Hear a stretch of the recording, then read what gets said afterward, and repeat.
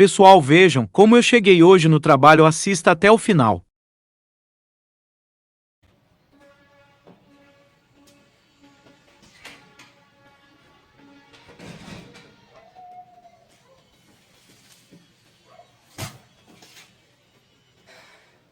Ufa, pessoal, hoje eu cheguei no trabalho com vontade.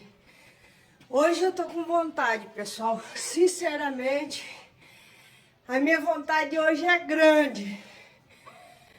Vontade de trabalhar, vontade de voltar para trás, vontade de descansar mais um pouquinho, vontade de tomar um café com